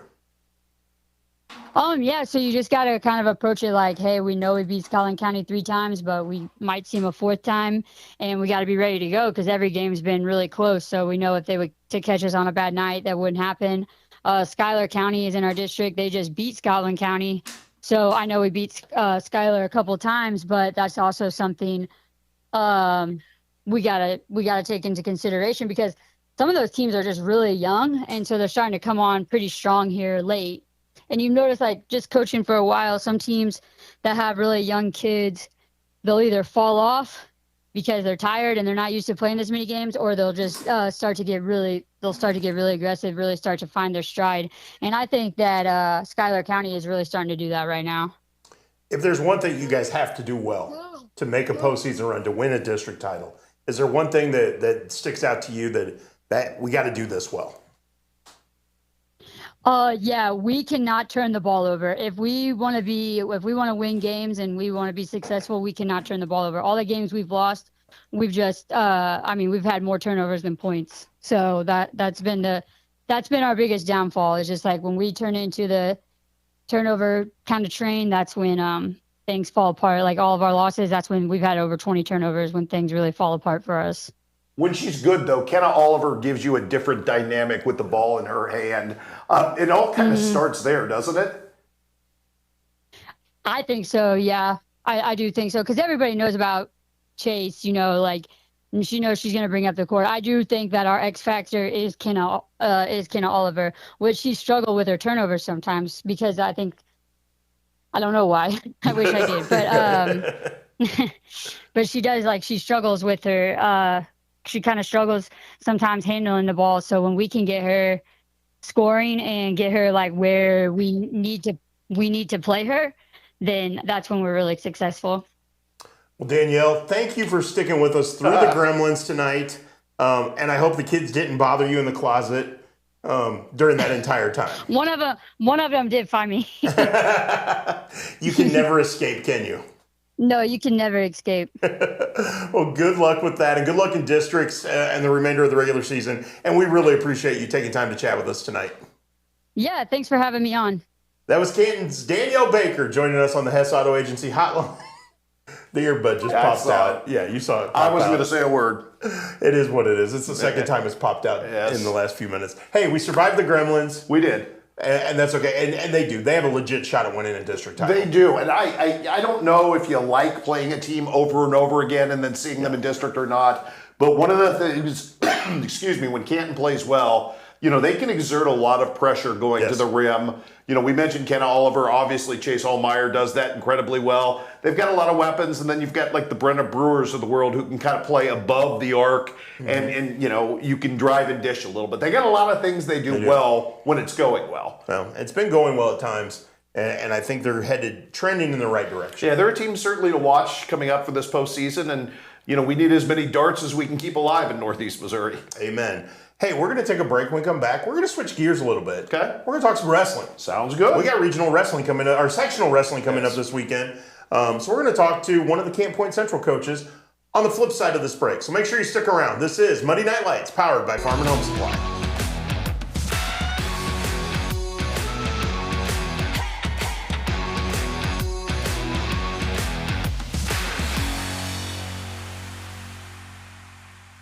Does the thought of retirement overwhelm you? You are not alone. For over 25 years, Benson Financial Group has helped people just like you craft a plan to retire with purpose. Call us today in Quincy and Hannibal. Top 5 reasons you should choose Blessing Raymond College. Small classes, peer tutoring, and lots of personal attention.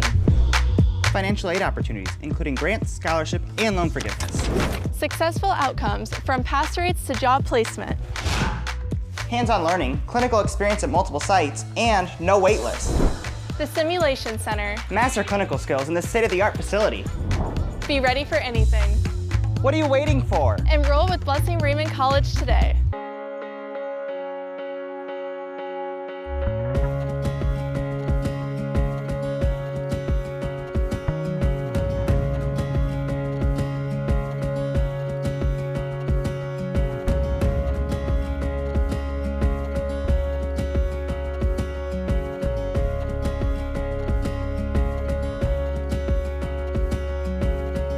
Neiman's, your neighborhood market. Ready to retire on your terms? At Benson Financial Group, it's about more than money. It's about purpose. With over 25 years of experience, our team works together to craft a plan that fits your goals and values in Quincy and Hannibal. Are you as excited as we are that football season is back? Then you need to make Jersey's your one-stop destination for mouth-watering burgers, ice-cold beer, and all your local sporting events. So gather your crew and speed over to one of Jersey's 2 locations, 109 East Jefferson in Camp Point or 115 East Main Street, Mount Sterling. Jersey's Bar and Grill, your hometown sports bar. We love beer!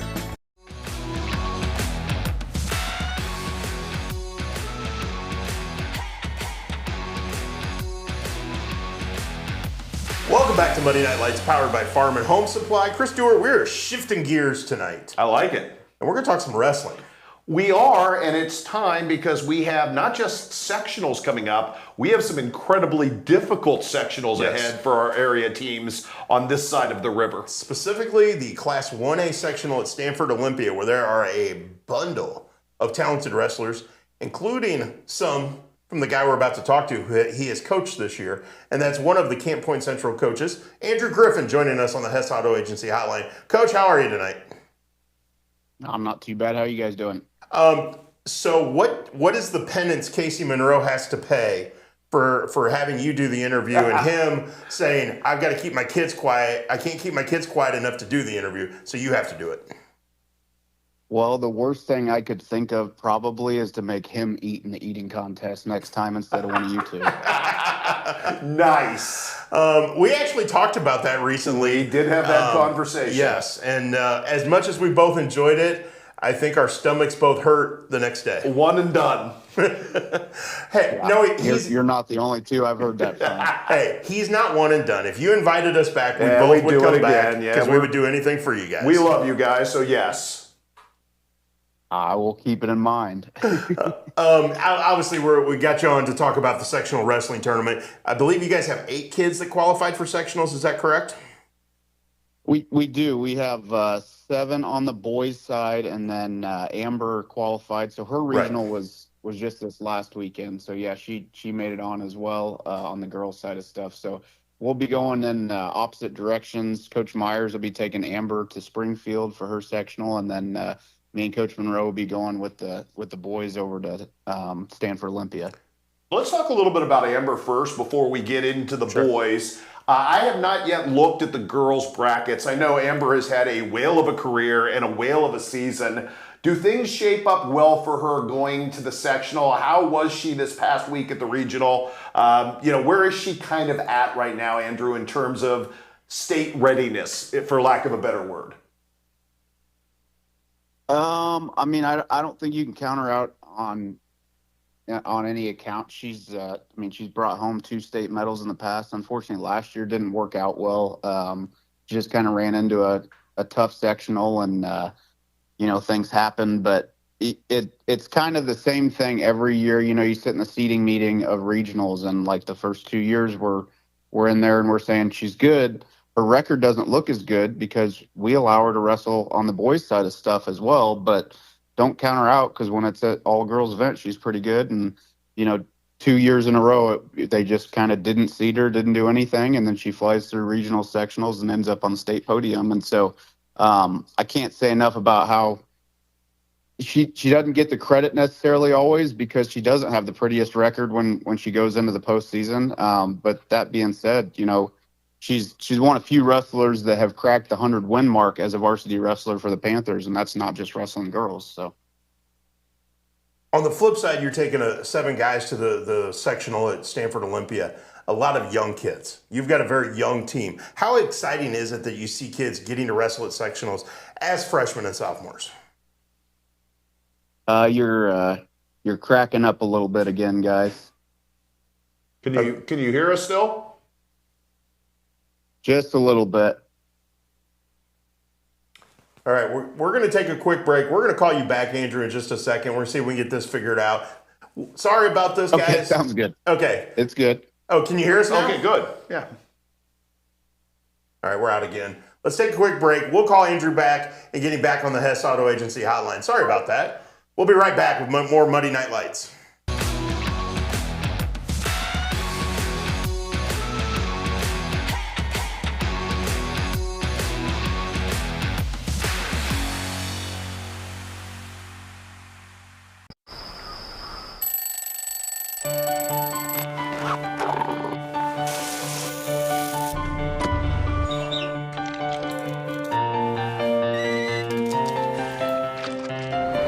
Since 1929, we've been here to serve our communities with the best products and the best service.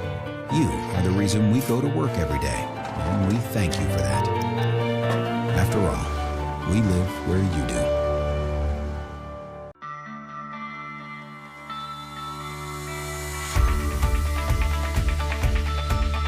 Area Distributors is a provider of products and services in the restaurant environment, the school environment, the factory environment, the office environment, and in healthcare settings. That's the value of Area Distributors, is that we help our customers out by providing them more product as one distributor. I can tell you, if you call us and have a need, you're going to get timely response. It's all about passion.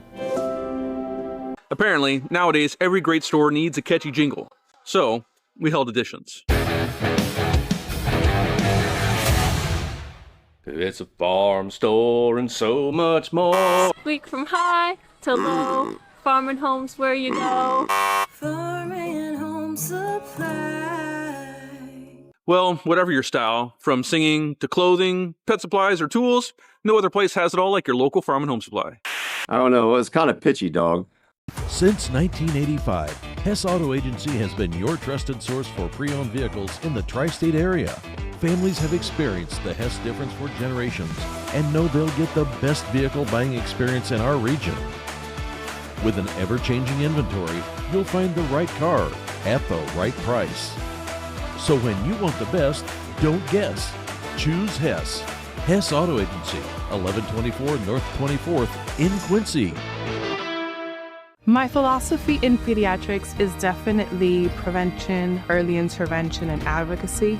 Being an advocate for my patients is one of the main reasons why I got into pediatrics in the first place. I like working close with families and being able to empower moms, especially first-time moms, or empower any caregiver. MDH Peds gives that family-centered care My name is Leilani Segura, and I am a pediatrician at McDonough Districts Hospital.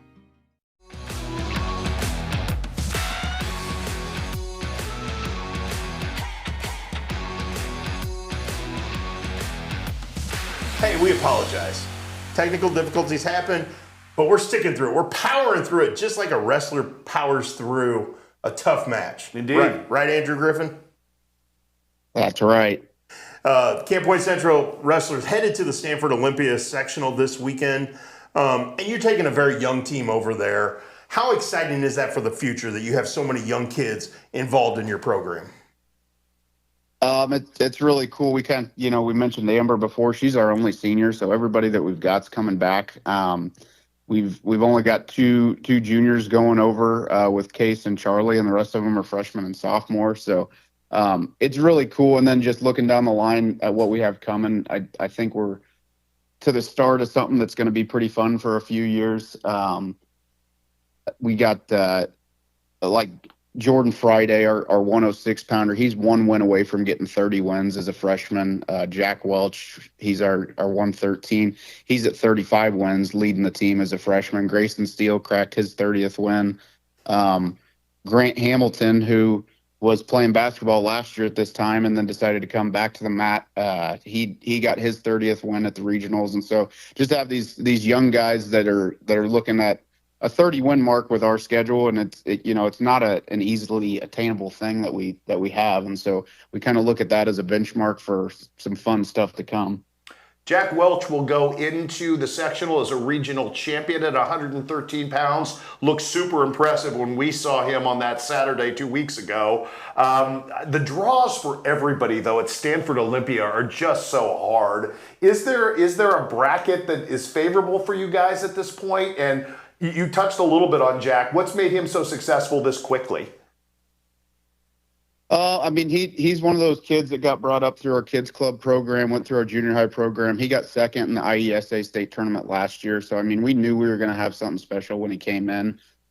He started off at 113, and then he went down to 106 for a little bit. And it was one of those things where he got down there and he said he just didn't feel quite right. And so, we talked about it, and obviously it's a talk between coaches, between him, between his family when you start talking about the weight side of wrestling. And so we went back to 113, and he's looked really good since he's been back up there.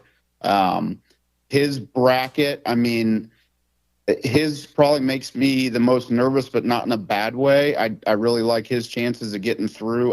I'm not a big fan when we win a regional, you don't prep the same way because you don't know who you're going to wrestle. The regional champion gets a bye in the sectionals, and so you're kind of sitting around waiting to see who it is that you're going to wrestle. The rest of these guys, we've had 2 weeks from regionals to sectionals. They've got a name, they got a school.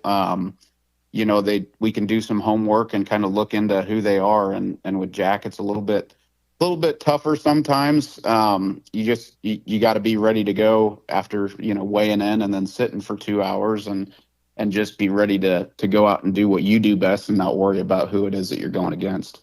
Was having the week off beneficial?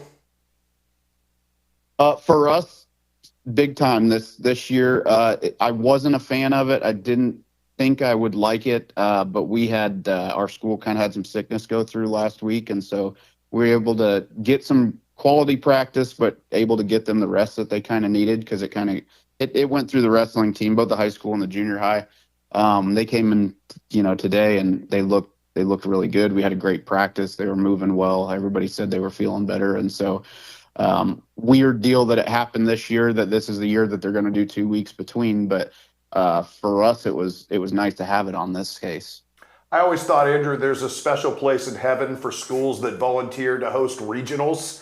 You guys did that this year. Credit to you guys. Credit to your athletic director, Brad Dixon. I heard nothing but rave reviews from the folks that competed there at Camp Point 2 weeks ago. For you, just how hard was that to pull off? Because it is a logistical nightmare in a lot of ways. It is, but you already mentioned him. Brad took care of pretty much all of it. We had everything set up. He got everything that we needed there. He got a hold of the schools, did all the admin stuff. He wasn't afraid to drop some money and make sure that we had a hospitality room worth bragging about. And so that stuff was cool. I just had to coach. There wasn't a whole lot as far as setting up on my part that I had to worry about, nor Coach Monroe's really, other than kind of just setting up the stage for the most part. But for the kids, it was, I think they really enjoyed it. There's kind of a neat element of being at home and competing like that. We had a practice mat in a different gym. You've got that many teams in one place, and there's only 2 mats in the main gym, and then we had another warm-up mat over in our room, and so they got to go over to their own practice room, warm up in there, play the music they wanted to, in between matches, get out of the gym and go back over to where we practice every day. And so I think it paid off big time for them. I know they felt like there's a little bit more on the line being there, but then they were also relaxed at the same time. Andrew, you mentioned some of the kids who are over 30 wins or nearing 30 wins for the season, but you got some other guys that haven't had maybe as many wins or as many matches this year that are still wrestling at sectional. How beneficial is this tournament for them that they get to see wrestling at a high level this weekend? It is. So looking at some of those guys, we had a couple guys, Josh Collins at 126, Charlie Welch. They were battling through some injuries throughout the year. Yep. Case Hughes didn't quite crack it, but he's been in ebbs and flows. We went over to Tolono Unity and he knocked off the number 6 ranked guy in state. And then, getting his weight under balance, he's still close to getting to that 30 mark too. But it's gonna be fun for them. It'll be a good experience for them. I think they still stand just as good a chance as the guys that do have that 30 win mark on it. But like you said, I mean, there's a lot of competition. Looking through some of the names in schools, it's places that we got to travel all year to try to see, so we're ready for it. You've got, Hoopston, Clinton, Illini Bluffs, Olympia, Latham, Tolono Unity. These are all these matchups that throughout the year we try to get to the east side of the state, north and south. We're kind of in the armpit of Illinois when it comes to wrestling, and so we've got to do some traveling to get ourselves ready. And I think these guys they'll kind of answer the call. They've been in gyms with a lot of people in a lot of these same schools, and even those guys, like I said, they've been to the sectional tournament before. They know what it's going to be like. You gotta make weight 2 days. You got to get there. You got to wrestle well on Friday to give yourself a chance on Saturday. And so I think those guys, even without the record, have the experience to go over and do something special. Is there some sense, Andrew, of playing with house money? I mean, you're a team that finished second in your regional, as young as you are. You've gone through a couple of lean years, and I know things were kind of building to this moment. I mean, I know this is fun and this is in the immediate, but you have to feel incredibly positive about what's ahead for Central Panther Wrestling the next 3 years. Yeah, I've tried very hard this year to live in the now, because I can easily look down the line and say, we've got state medalists in the junior high, we've got state qualifiers in the junior high, we've got 70 kids in our kids club, and probably 10 guys coaching at all levels that all have experience. And so it's easy to get excited and to look down, but you also gotta look at the day that you're in and the day that's ahead of you. And it'd be tough for me to sit there and tell the guys that the most important match is the one right in front of them if I'm looking too far down the line. So, but the beautiful thing about all of this is that Camp Point Wrestling is thriving, and the future's bright, and the now is bright. It's all told, Camp Point Central Wrestling is in a good place, isn't it? It is.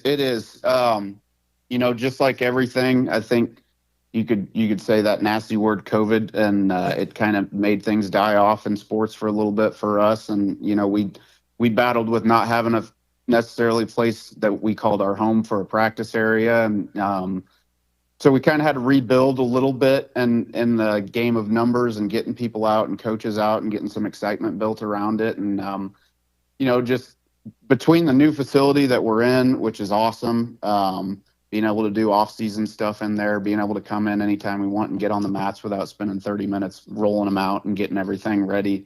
I think that's been a driving force behind getting some numbers at all levels, and then just, making some fun, exciting things around the sport too. We joked around about the eating contest with Summerfest and just some of the other stuff that we've done to get the community involved. I feel like, it's made it an exciting thing and kind of a cool thing, and where wrestling necessarily isn't always, the most popular thing, or, for the school, but I think there's some excitement being built around it, and that's kind of why we're heading the direction we're going. Well, good luck this weekend at Stanford Olympia. We really appreciate you taking time to join us tonight and to sit through our technical difficulties.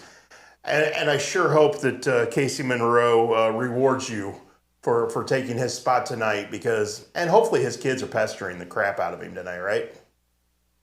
I hope so.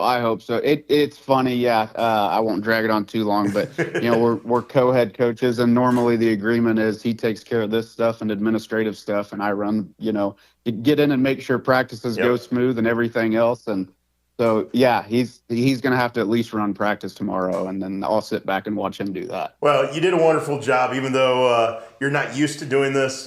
We always enjoy chatting with you and really appreciate you taking the time tonight. Yep, no problem, guys. I appreciate it. All right, good luck this weekend, Coach. Thank you. That was Andrew Griffin, Camp Point Central Wrestling co-coach. I didn't know how the terminology was, because I know sometimes it's listed as Casey is on the IHSA website as the head coach, and I think they are, like he said, co-coaches. They are a very good team in all the things they do, whether it's, coaching wrestling or assisting with football. These are invaluable people in that athletic environment at Camp Point Central. And it was great he was able to take the time to join us tonight. And again, we'll have complete coverage of the sectional coming up this weekend. Lots of area wrestlers: Camp Point Central, Quincy Notre Dame, Illini West, Macomb.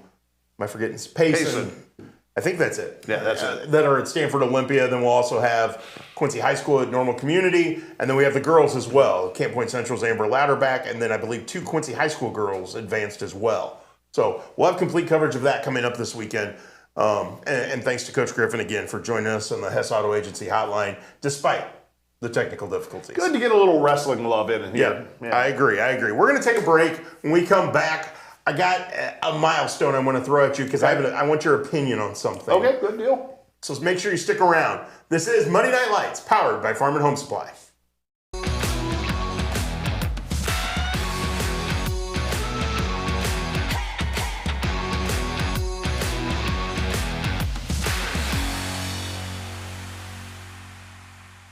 When you trust your healthcare needs to MDH, you'll receive the highest quality, compassionate care from our nationally accredited medical departments and award-winning staff. We are here for you 24 hours a day, 7 days a week, providing exceptional care right here in Macomb. We also accept Aetna, HealthLink, Blue Cross Blue Shield, and most other insurance plans for your convenience. McDonough District Hospital, your regional healthcare partner, growing our legacy one patient at a time. Does the thought of retirement overwhelm you? You are not alone. For over 25 years, Benson Financial Group has helped people just like you craft a plan to retire with purpose. Call us today in Quincy and Hannibal. For 135 years, State Street Bank has stood as a pillar of trust and stability in Quincy, Illinois. For generations, families have trusted State Street Bank to be part of their biggest moments. We look forward to the future with gratitude and excitement. Thank you for being part of our journey. State Street Bank, 135 years of banking you can trust.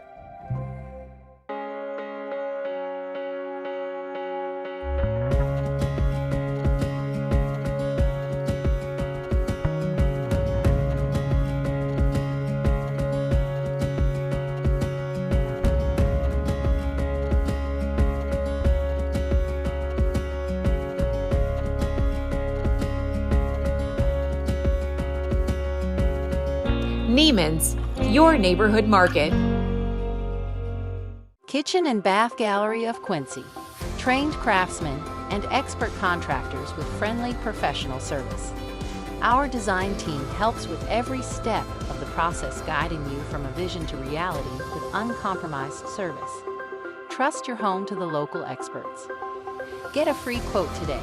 From concept to creation, Kitchen and Bath create remarkable spaces and innovative builds. Kitchen and Bath Gallery, your home reimagined. Not sure you're ready for retirement? With over 25 years of experience, the team at Benson Financial Group will meet you right where you are. and craft a plan that's right for you. Call us today in Quincy and Hannibal. Welcome back to Muddy Night Lights, live from the CDS Office Technology Studios in downtown Quincy. Chris Stewart, did you realize that we had a major milestone hit this past weekend in Illinois high school boys basketball? I did, because I was staggered by the sheer volume of it all. Yeah. The Neil Alexander, legendary Lincoln boys basketball coach, who at one point in time was the head coach at Bushnell Prairie City. Yes, you are correct. Reached 1,000 career victories this past weekend. Only the second boys basketball coach in state history behind Gene Pingatore. Yes, the legendary The Gene Westchester Pingatore. St. Joseph legendary coach. So Neil Alexander, 1,000 career victories. It's good company. It's amazing. It's amazing, one, that he's still coaching, but then when you think of the longevity is impressive.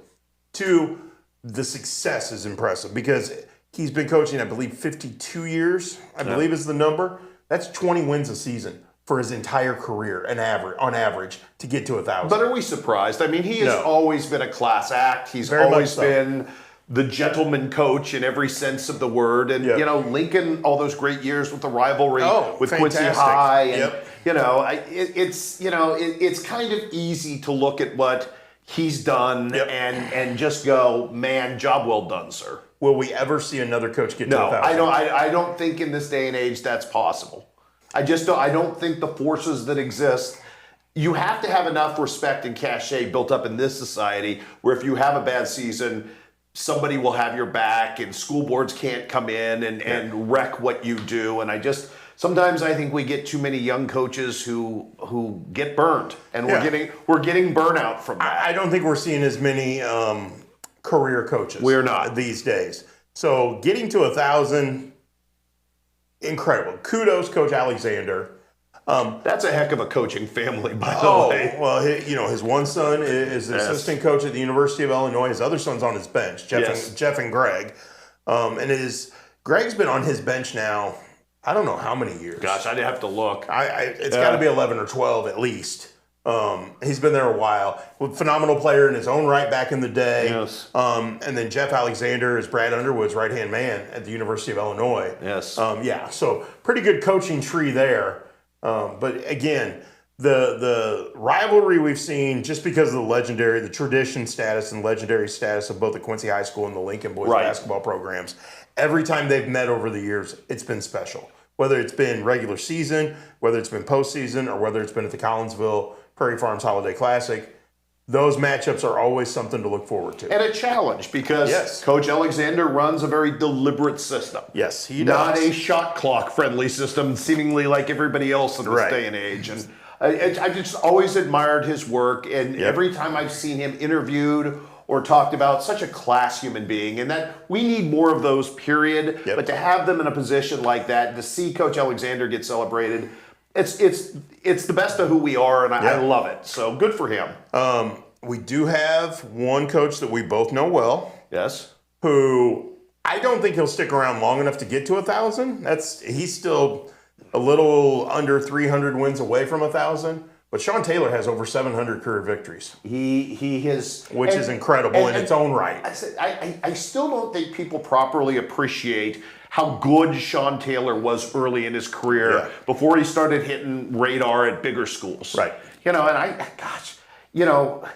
the work he did at Jacksonville, gets kind of overlooked as well. In the he was really good at Macomb. He was super good at Macomb. He's been good every stop of the way. Yeah. So, again, 300 wins would be.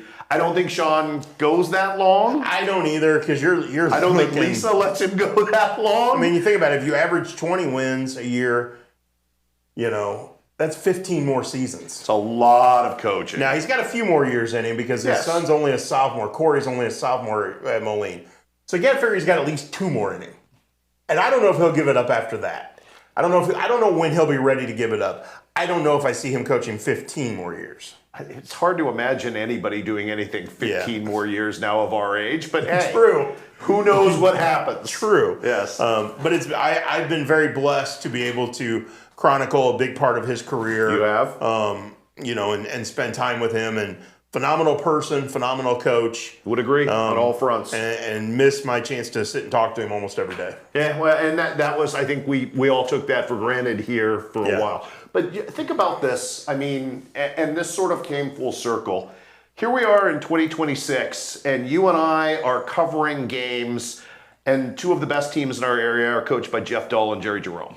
I mean, it's weird how the more things change, the more they stay the same. 1997, the Warsaw boys won the Class A state championship.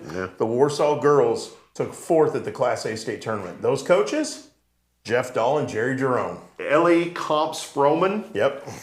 Hunter Froman's mom. Yep. Yes, part of that 97 team on the girls' side. And Billy Ball game with the big shot against Spring Valley Hall. Yeah, just wonderful people to be surrounded with, whether, Ryan Jacko. We talked about the big three or the other guy, it's, you run into Craig Weir and Alani Westgate, just class act people who've gone on to be very successful in other things. We've been very blessed in this area to have phenomenal coaches who have had great success. But kudos to Neil Alexander for one, for not only reaching the milestone, but doing it the way he's done it over the years. You don't hear anything ever negative about Neil Alexander. No, you don't. And I've had the opportunity to talk to him over the years. I've covered multiple of his teams. He's legit pretty awesome. And if he sticks around just long enough, he'll be the winningest coach in Illinois high school history. How many more does he need? Pingator finished his career with 1,035. So that is definitely within reach. If he coaches 2 more years, then you think he would get it. Yeah. So, but we'll see. I don't know what his plans are, but I'll be anxious to see what they are down the road. And tip of the cap to all of our friends over in the Springfield area media. Did a fantastic job covering Phenomenal. that. Phenomenal. All platforms. Once in a lifetime. Yeah, exactly. So kudos, Coach Alexander, and tip of the cap to you. Amen. So we're going to take a break. When we get them back, we're going to shuck them up. Oink dust. Stick around. This is Monday Night Lights, powered by Farm and Home Supply.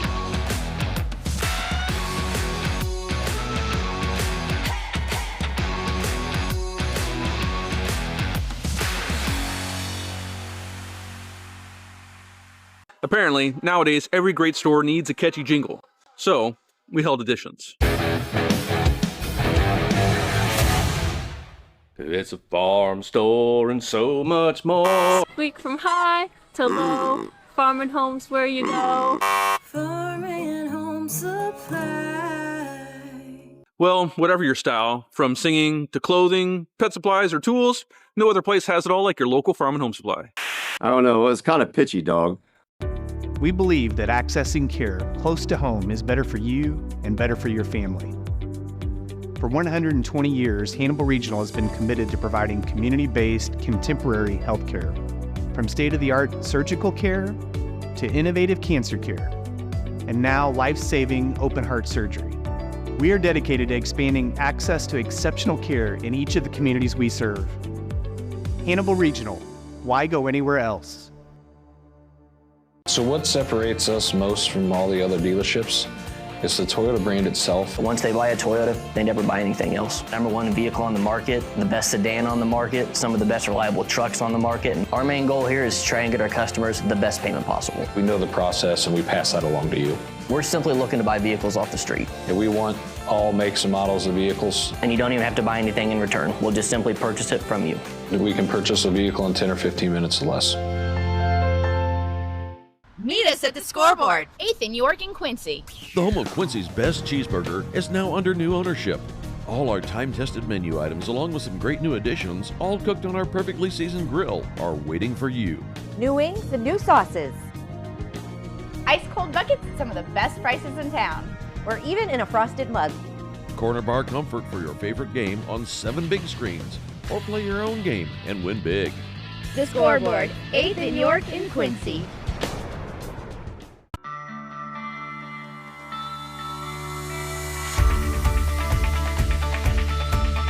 Area Distributors is a provider of products and services in the restaurant environment, the school environment, the factory environment, the office environment, and in healthcare settings. That's the value of Area Distributors, is that we help our customers out by providing them more product as one distributor. I can tell you, if you call us and have a need, you're going to get timely response. It's all about passion.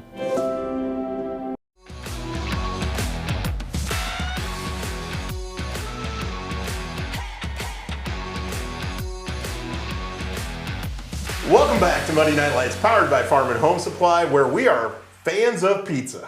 Pizza fans. Pizza fans, that's what we are here. Oh, I was tired on Saturday night. Man, Saturday night. Muddy River Sports Pizza Fans Shootout. All I can say is, I think by the time both of us got home Saturday night, the fact we could even see the computer through blurry eyes is a miracle. I'm surprised I didn't just start making up names for kids about midway through that because I was hallucinating on the back end. So I'm sorry, Pizza Ranch. We will not call you pizza fans anymore. But we all are fans of pizza, and we are fans of Pizza Ranch. And we are, yes. And what a great weekend we had. Oh, man. Kudos to the people from Pizza Ranch for coming to the Superfan Shootout. Yes. Kudos to the basketball superfans, the Dennis Chicken Dance family, Matt Hancock and his family. Oh, so wonderful. And they were there with us for every single game. It was phenomenal. I did not get a chance to leaf through a program until Saturday night, and I saw the picture of Dennis in it. It was like, brought it all back, how many great years we've all kind of spent together. Great tribute to him in that. Obviously, I wasn't connected to the shootout But the way you were I am there now. for all But I of was them, there. yes. I always talk to him every year. So, again, kudos to his family for continuing to do this. They're wonderful people. And they really are. We're looking forward to next year already. We've already talked about some ways that we can mix a few things up, make make things a little better each and every year, which is our goal in everything we do. We never want to stay the same. We always want to continue to strive to bring you better stuff, which includes making sure we get the best highlights we can each and every week. Hit the jackpot this week, dude. We did, and you know what that means? What? It's time to shuck them up. Yes. Because we had several nominees this week we could have gone with.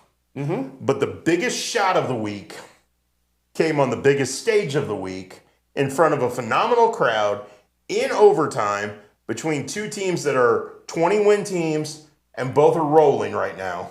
I think the Grotehouse family needs to start paying you to be in attendance just because every time you're there, something special happens with Grace. And I've gotten lucky. I've gotten good photos of it every time. Really good photos. So the celebration after the shot you're about to see was really good. Her and Jaden Clymer, again. Hug City. Yeah, and it's been, they're having a phenomenal year. But Grace Grotehouse brings you the Shuck 'em Up Big Play of the Week.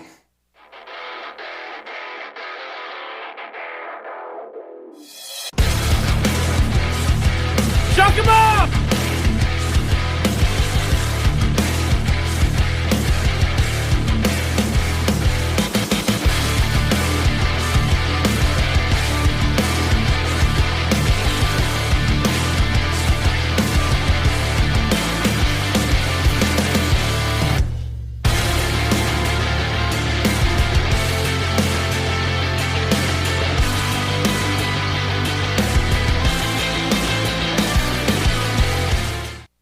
Well, you had a great angle for the shot, for the rebound, the shot. I had a great angle for the celebration because they ran away from you toward me for the celebration. They did. But the shot was coming at you, so you were able to. The combination of photos and video, were pretty good. The one thing that I noticed after the fact, because you never notice it in the moment, was Jada Brown looking straight forward because somehow she was framed up in my camera and just letting out a sigh of relief and moving on. It was, it was very endemic of we've got bigger business to attend Saturday. Turn the page. And God bless her. I talked to her after the game. I talked to Grace Grotehouse. I talked to Coach Brad Dance. I talked to Jerry Jerome. And really, the Quincy High side of it was, hey, we got beat. They played a great game. Kudos to Wes Hancock. We got to go take care of business tomorrow. They flipped the switch really quick. They didn't dwell on it. They didn't belabor the fact that they had just lost in overtime. It was, we got a long road trip tomorrow. We got to leave at 8 a.m. tomorrow morning for a business trip. Yes. And that's the way they approached it. Good for them. Yeah, exactly. The other silver lining, and I think it was the most brought up narrative of the entire Superfan Shootout, was a whole lot of people discovering Jaden Clymer. Yes. I don't know how many people I had ask me, where's she going to college? And then you tell them, Carl Sandburg College. And they're like, really? She's not going to a bigger school? No, that's where she's going right now. Kellen Fernetti's done a great job of recruiting at Carl Sandburg. She is going to be a pivotal piece for him next year. I guarantee it. You're talking a multi-sport standout at West Hancock who's going to go concentrate on one sport. Yeah. It's just going to make her better. And she is not just a phenomenal athlete. She's a phenomenal student athlete, which will come up later this week. She's our classroom champion this week as well. So coming up on Wednesday. Thank you. I've lost track of the days already this week. But do you know who the true hero of the Superfan Shootout was this weekend? No. It's Jaden Clymer's mom. This is good. I thought you were. This is going to be on our site in column form coming up.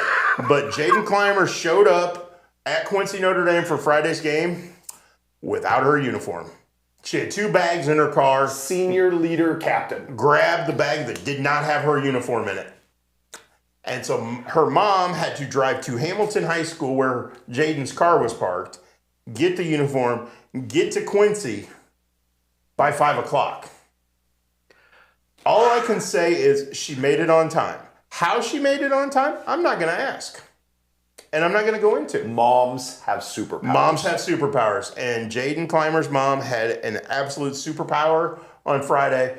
Now, they had worked out a deal. She was going to wear a different number. She wears number 34. Yeah. She was going to wear number 24. And one of the freshmen that doesn't get a lot of playing time was going to be without a uniform at the start of that game. Understandable, you know. But Jaden Clymer's mom, you are the hero of the Superfan Shootout because your daughter went out and played a whale of a game on Friday night because she had her own uniform. I happened to be overshooting, so I couldn't hear the conversation, but I saw you and Jaden and her mom having a spirited, laugh-filled conversation, I assume about this very topic. It was because Coach Jerome had told me about it off the record on Friday night. And I thought, what a great story. Yeah. So then I'm talking to Jaden's mom on Saturday. I said, I want to write this story. So her mom tells me the entire story from start to finish.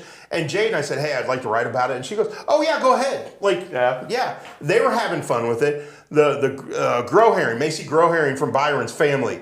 The fact she dropped her MVP trophy and it shattered on the floor. They had fun with it. They wanted the picture of her expression because I got it on camera. Well, and the number of jokes that came up, and the good-naturedness of the Grow-Herring family. To me, that was probably the best aspect of the entire shootout. Is win or lose, everybody had fun. Nobody took it too serious where it got out of control or people stormed out of there.